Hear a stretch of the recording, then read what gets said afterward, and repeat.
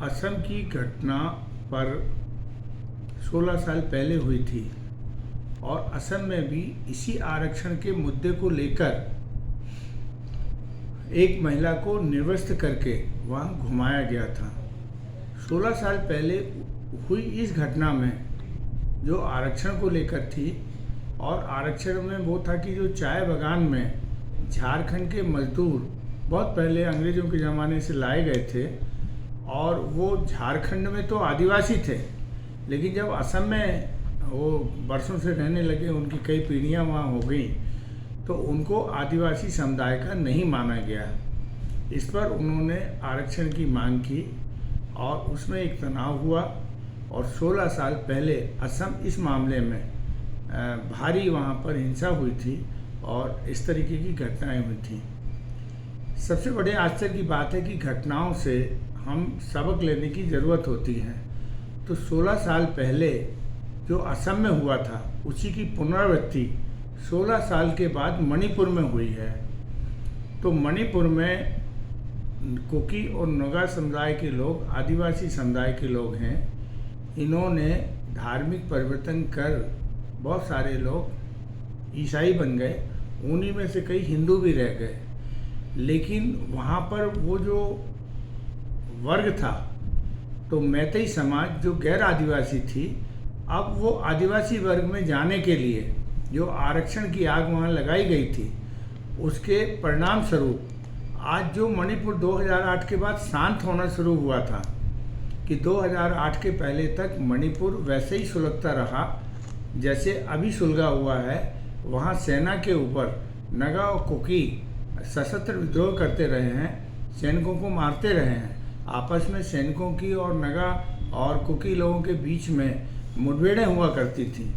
लेकिन 2008 में मनमोहन सरकार ने एक जो समझौता किया था, उस समझौते को मणिपुर की वीरेंद्र सिंह सरकार ने 2023 में आके उसको बढ़ाने से मना कर दिया और साथ में मैतेई समुदाय को आरक्षण देकर इस आग को में घी डालने का जो काम किया।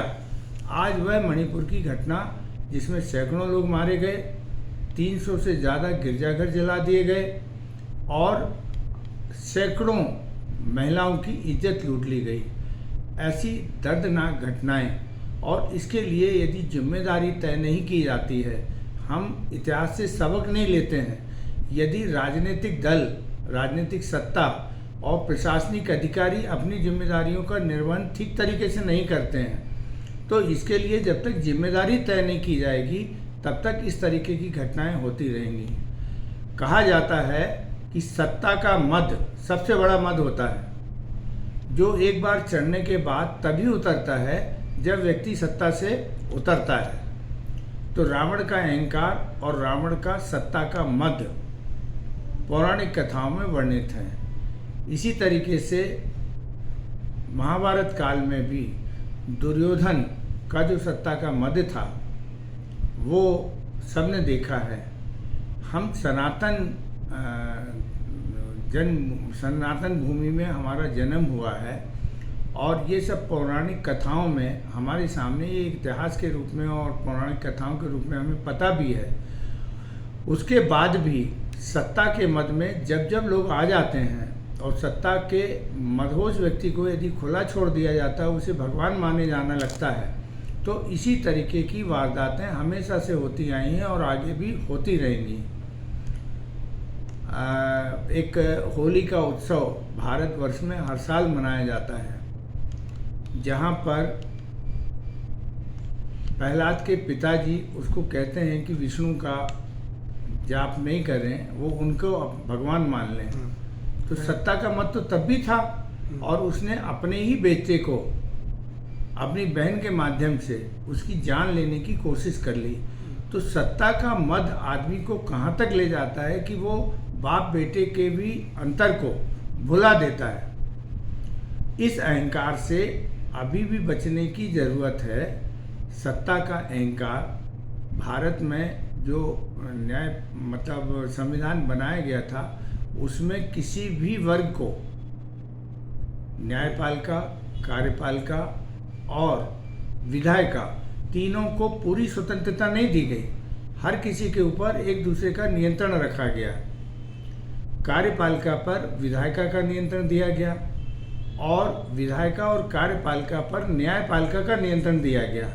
और ब्रह्मा विष्णु महेश की जो हमारी पौराणिक और धार्मिक मान्यताएं हैं, यही हमारी भारतीय संविधान की भी मान्यताएं हैं। और जब हम इन मान्यताओं को आधार बनाकर चलते हैं तो कोई भी अपनी सीमा रेखा को बाहर नहीं निकलता है। जैसे ब्रह्मा विष्णु महेश के बारे में कहा जाता है कि तीनों के अपने अलग अलग काम हैं और तीनों अपने अलग अलग के काम में किसी का दखल ना तो लेते हैं ना किसी के काम में दखल देते हैं। तो जब तक ये व्यवस्थाएं अच्छे रूप में चल रही थी तो भारत का संविधान और भारत आपातकाल जैसे एक दौर से गुजर चुका, जहां वैधानिक रूप से आपातकाल लगाया गया था, लेकिन 1.5 साल के अंदर ही 21 महीने के अंदर ही तत्कालीन सरकार को आपातकाल समाप्त करके और चुनाव कराने पड़े थे। तो जब तक हमारा नियंत्रण एक दूसरे के ऊपर नहीं रहेगा तब तक ना तो हम नैतिक रह सकते हैं और ना हम अपने आप को या अपनी जिम्मेदारियों को पूरा कर सकते हैं। ये दबाव होना चाहिए, दबाव अच्छा है। और कोई भी एक वर्ग यदि अपने आप को सबसे बड़ा मानने लगता है तभी जाके इस तरीके की स्थितियां उत्पन्न होती हैं। आज भारत में जहां ये कहा जाता है, भगवान कृष्ण ने कहा कि पूरा वसुदेव कुटुंबकम, हमारा पूरा ब्रह्मांड जो है एक कुटुंब की भांति है। हम सारे जीवों में, यहाँ तक कि पेड़ पौधे और जीव जंतुओं की भी पूजा करते हैं। हम भारत जहाँ रहते हैं वहाँ आदि शक्ति के रूप में स्त्रियों की पूजा होती है, देवियों के रूप में पूजा होती है। सबसे ज़्यादा पूजा देवियों की होती है। और आज हम कितने नैतिक हैं और कितने अनैतिक हैं, इस पर विचार करने की ज़रूरत हो रही है। और जो समाज का नेतृत्व कर रहे हैं, ये उनके ऊपर सबसे बड़ी जिम्मेदारी होती है कि वह समाज को सही दिशा की ओर ले जाए।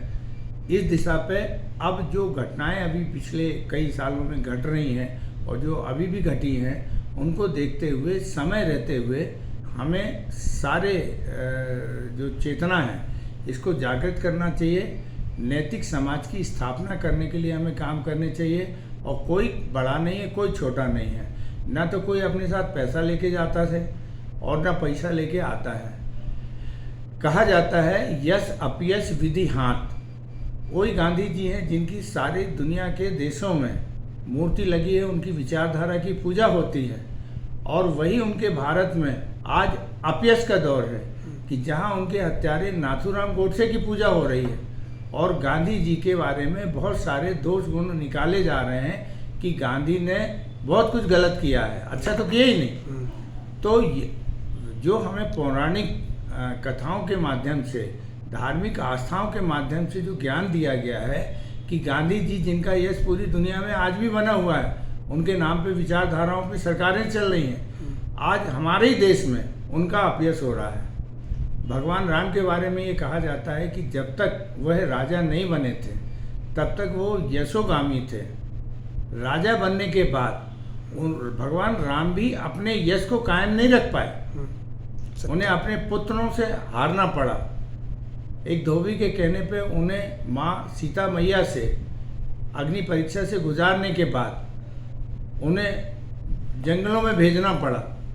और यदि आप रामायण पढ़ते हैं, रामायण का ज्ञान है, तो राज शक्ति ऐसी होती है जहाँ यश कम होता है, अपयश ज़्यादा होता है। और ये राजा राम को भी, भगवान राम को भी इससे बच नहीं पाए हैं। तो कर्म का फल समय आने पर सबको भोगना ही पड़ता है।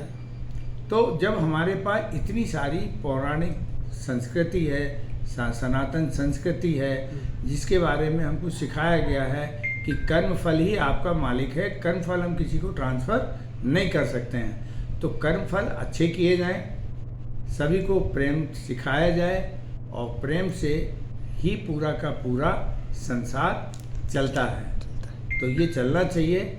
और हमें अपनी सनातन, जिनको हम बोलते हैं, गर्व करते हैं कि हम सनातन हैं, हमारा जन्म भारत की